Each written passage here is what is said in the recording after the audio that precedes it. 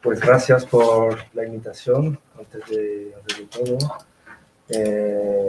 La verdad es que soy un poco regular en este congreso porque vengo cada vez a actualizar sobre la situación vengo cada vez a actualizar sobre la situación de la Organización Mundial de la Salud respecto al cannabis, a los medicamentos de cannabis que llevan más o menos desde el inicio de este congreso. La OMS, la Organización Mundial de la Salud, lleva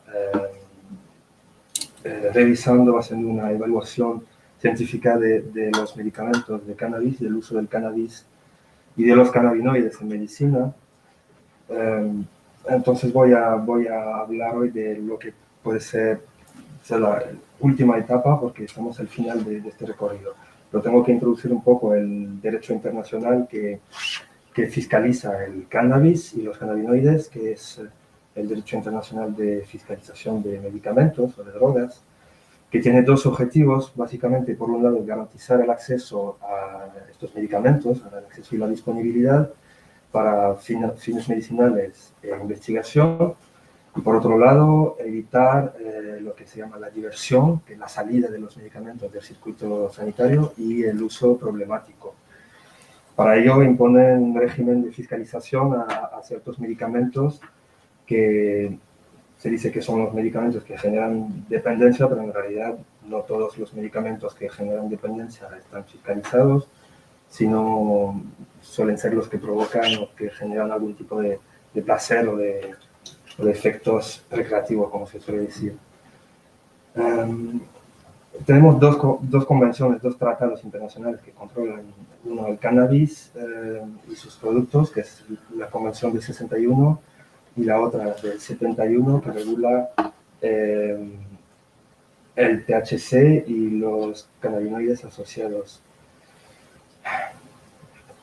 A ver, estos dos tratados tienen listas de fiscalización, que son listas en las cuales se van ubicando, se van listando los diferentes medicamentos, y pues las listas están organizadas según dos criterios principalmente, que son la utilidad terapéutica y el potencial de generar daños de salud. El problema principal es que estos dos criterios van directamente vinculados en forma inversa proporcional, como se puede ver aquí al centro de la pantalla, y pues por consecuencia es un poco difícil entender dónde se podría ubicar un medicamento que a la vez tiene muchos usos médicos y a la vez que genera muchos daños.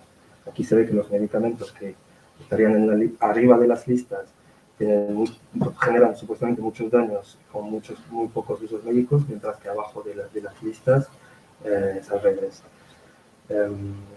La Convención de 61 tiene dos listas principales, la lista 1 y la 2, y luego tiene listas complementarias que van añadiendo medidas de fiscalización, restringiendo la fiscalización de los medicamentos por el caso de la lista 4 y quitando algunas medidas de fiscalización por el caso de la lista 3.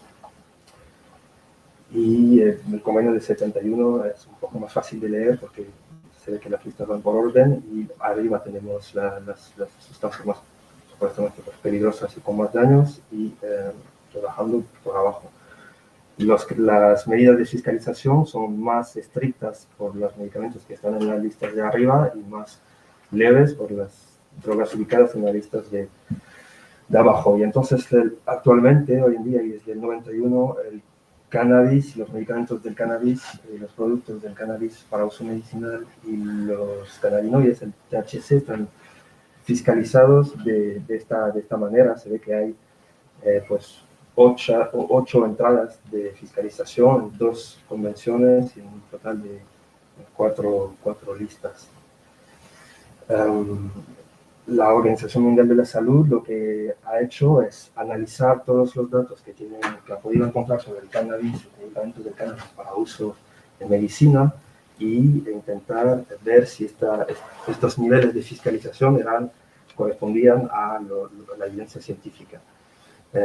Dentro de la OMS, ahora todo el mundo conoce la OMS gracias a la pandemia, y está bien que la gente sea consciente de que existe esta organización, que es la rama salud de las Naciones Unidas.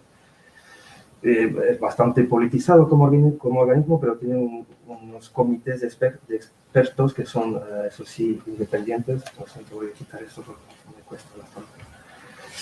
Tiene comité de expertos que son independientes y que están elegidos entre gente académicos de muy alto nivel, y entre ellos el comité de expertos en farmacodependencia, que se suele llamar el ECDD, porque, como veis, su nombre cambia a rato y es diferente entre los diferentes idiomas. Este comité, el ECDD, comité de expertos, ha hecho muchas reuniones hablando de cannabis. Se puede ver todos los puntos abajo de este esquema. Los puntos naranjas son las reuniones donde se discutió del cannabis, los productos herbales, herbolarios del cannabis, en verde el THC y morado el CBD. Se discutió mucho del cannabis en diferentes enfoques, pero se ve que las reuniones, las discusiones con metodología y una documentación sustancial recopilada con respaldo científico, pues han empezado para el THC a partir de la mitad del final de los años 70, y para el cannabis en realidad solo han ocurrido en los últimos años, que es estas famosas evaluaciones de las cuales os he hablado los pasados años y os hablo hoy. Entonces, rápidamente, en los años 60, sin ningún respaldo científico, sino un informe de la policía de entonces la Sudáfrica del apartheid, pues recomendaron la fiscalización del cannabis, de la resina de cannabis, a los niveles más altos y más restrictivos, y se dieron cuenta un año antes del convenio que había algo de investigación que apuntaba que podía haber algunos usos antibióticos y que había que, ¿no?, quizás mirarlo un poco más de cerca. Así que esto les hizo matizar un poco su criterio, que antes era de invitar a los países a prohibir el uso del cannabis para todos fines, incluso los fines médicos. Y ahí, a partir del 70, la Organización Mundial de la Salud, este comité, dice ya, pues, se invita a la prohibición, pero no tendría que ser obligatoria de prohibir, y tendría que ser posible poder autorizar el uso médico del cannabis, ¿no? En el año 61, cuando pasó la convención, se puede ver aquí unos extractos, pero básicamente en la convención que tenemos hoy en día, pues esta opinión es la que ha quedado escrita en la convención, que es la posibilidad del uso del cannabis en medicina y para la investigación. Y entre otros, las delegaciones de India, de Pakistán, pero también de Francia y de Gran Bretaña apoyaron a que se dejara una puerta abierta, porque en ese entonces había, como lo he escrito en un artículo que se publica en la web de ICERS, el cannabis estaba presente en muchas farmacopeas de países occidentales, pero también estaba presente en farmacopeas tradicionales, como puede ser la de Ayurveda, que pues utilizaban preparados con base de cannabis, y lo que defendieron algunos países. Entonces tenemos esta convención del 61, y unos años después la convención del 71, donde esta vez se añade el THC sin revisar la evidencia científica, y se propone también fiscalizar el CBD, el cannabidiol, como un precursor del THC, como una sustancia que permite obtener el THC. Afortunadamente no ocurrió, y solamente se fiscalizó el THC. Y finalmente, en el año 89-90, se hace un estudio, esta vez sí fundamentado en evidencia y metodología, una recomendación de rebajar la fiscalización del THC de un nivel, lo que fue finalmente adoptado por las Naciones Unidas, y esto pasó en el 91, y desde entonces pues estamos desde entonces las cosas no han cambiado. Hubieron 3 eventos de fiscalización del cannabis, que son los que se ven aquí desde el 91, no pasó nada pese a intentos de la Organización Mundial de la Salud de rebajar el nivel de fiscalización del THC otra vez más bajo en las listas, permitir el acceso con menos restricción, y eso era sobre todo con la idea de poder facilitar la investigación. Vaya. Entonces llegamos a 2016. Entre el 91 y el 2016 no pasaron ningún cambio. En 2016 la OMS finalmente inicia 5 revisiones de pues, la planta gresina, que son los medicamentos herbales, extractos y tinturas, THC, el CBD, que no está fiscalizado, pero que revisaron, y los isómeros del THC. Eso es una captura de pantalla, de hecho, de la presentación que hice hace 2 años, que era lo que esperábamos que podía pasar. No esperábamos, prevíamos que eran las opciones que la OMS podía elegir, y aquí se ve las que finalmente, tras 2 años de investigación científica,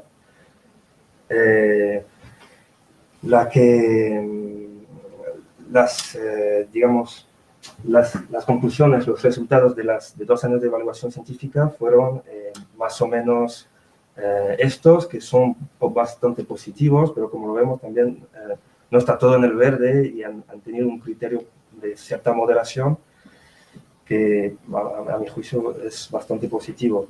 Este es un trozo de las recomendaciones. Aquí tenemos la lista de recomendaciones, y ya que me queda poco tiempo, esto es el estatus de fiscalización del cannabis que tenemos hoy en día, pues, y lo que recomienda la OMS es esto. Así que nos damos cuenta que ya pasamos de tener 4 listas, 8 entradas y 2 convenios, a tener 4 entradas, 2 listas y 1 convenio. Está dividido por 2 el número de ítems y la complejidad, digamos, del sistema, o sea, simplificado el sistema.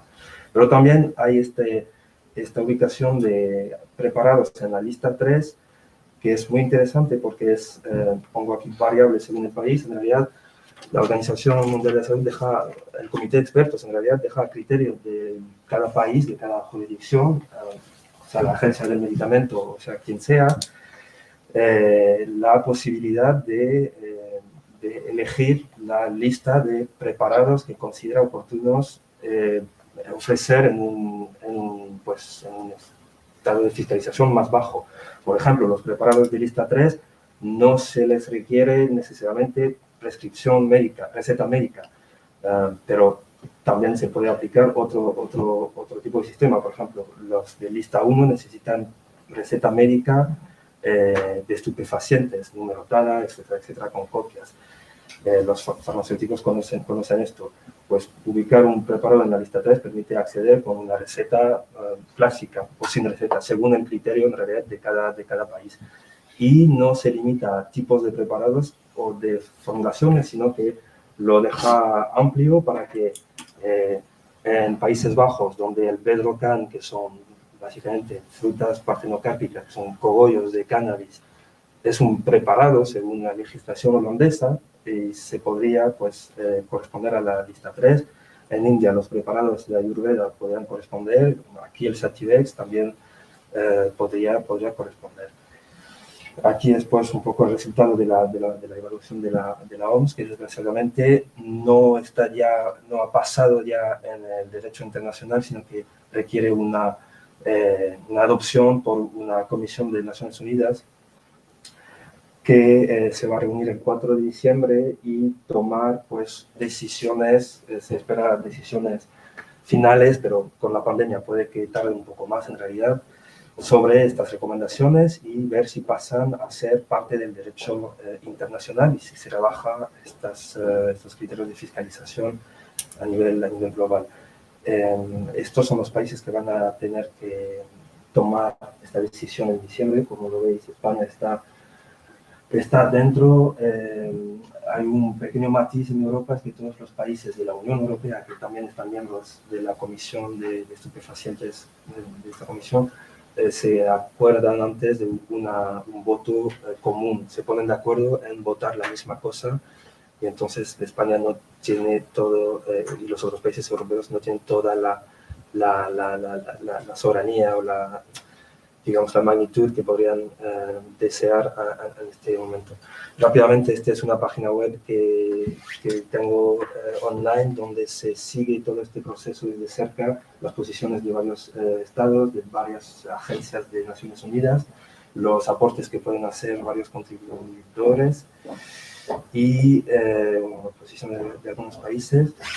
Y rápidamente esto, porque en este momento soy investigador independiente, y independiente significa que, pues, desgraciadamente me cuesta un poco pagar el alquiler. No obstante, estoy hasta diciembre, a lo menos, trabajando, monitoreando este tema y, bueno, un poco de ayuda hasta diciembre vendría bien. Apenas guardar la página web abierta cuesta algo de dinero, ¿no? Y pues nada, muchas gracias por la invitación otra vez, y a ver si hay preguntas para aclarar un poco eso. Gracias. Bueno, gracias, Kensi.